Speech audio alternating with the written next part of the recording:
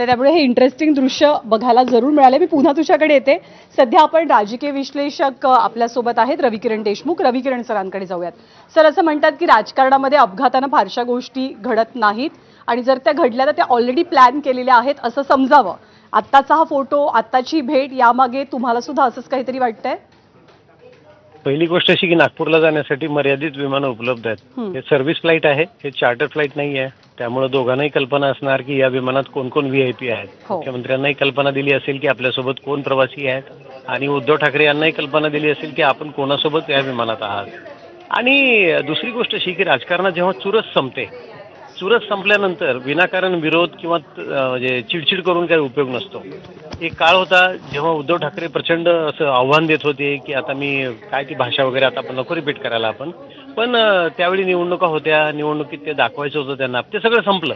आता उद्धव ठाकरेंना कळून चुकलंय की शिवसेनेत काय सुरू आहे आणि भाजपा काय करू शकतो आणि मुख्यमंत्र्यांना हा कॉन्फिडन्स आलाय की उद्धव ठाकरेंची शिवसेना कुठल्या मर्यादेपर्यंत आता कुठपर्यंत जाऊ शकते आणि आपण ती कशी इनडायरेक्टली कंट्रोल करू शकतो।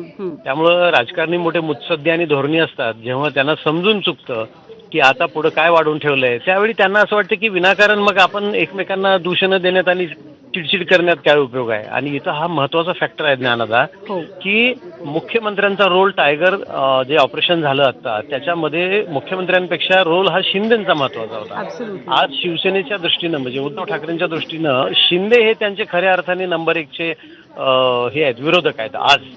आणि फार फार तर मला वाटतं उद्धव ठाकरे त्यांना विचारतील मुख्यमंत्र्यांना की का हो 6वा खासदार कोण होता जो त्याच्यासाठी तुम्ही शब्द टाकला आणि आमच्याकडे निष्ठून गेलेला हा माणूस कुठल्या आश्वासनाने तुम्ही तुमच्याकडे खेचला तुमच्या बाजूला। कदाचित एवढंच एक हसत खेळत विचारलं जाईल, परंतु दिशा धोरणं जेव्हा स्पष्ट होतात तेव्हा विनाकारण राग असूया मनात धरून चालत नाही, हे बहुधा त्यांना कळलं असावं असं मला वाटतं। ज्ञानदा, अजून एक मुद्दा आहे की गेल्या काही काळापासून या दोन नेत्यांच्या जवळीकीच्या चर्चा या महाराष्ट्रानं मोठ्या प्रमाणात ऐकलेल्या आहेत।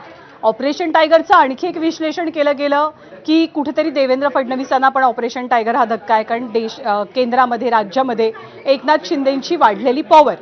तर ठाकरे फडणवीसांचं कुठेतरी सूत जुळतंय असं चित्र समोर येणं, ऑपरेशन टायगर होणं, या दोन नेत्यांनी सांकेतिकदृष्ट्या आजच्या प्रवासातनं सुद्धा काही संदेश देण्याचा प्रयत्न केलाय असं आपण म्हणू शकतो का?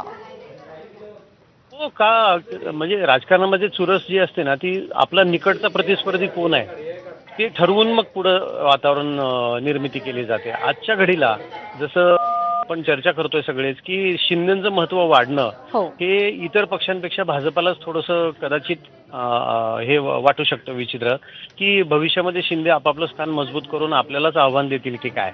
त्यामुळे शिंदेचं मजबूत होणं हे, आणि एक इंटरेस्टिंग गोष्ट अशी आपण पाहिली आहे सगळ्यांनी, या क्षणाला भाजपाकडून अधिकृतरित्या फार मोठी अशी विस्तृत प्रतिक्रिया आलेली नाही आहे ऑपरेशन टायगर बद्दल, हे महत्वाचं आहे। आणि लोकसभा सचिवालयाकडनं घोषणाही अजून प्रलंबित आहे की या खासदारांच्या पत्रावर आम्ही विचार केलाय आणि त्यांना स्वतंत्र गट म्हणून मान्यता दिली आहे, हे महत्वाचं आहे। रविकिरण सर, थोडंसं या मुद्द्यावरती आपण पुन्हा येणार आहोत।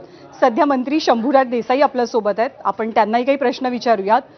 शंभूराजजी, आय डोंट नो तुम्हाला दृश्य दिसतायत की नाही या विमानामधली, तुम्हाला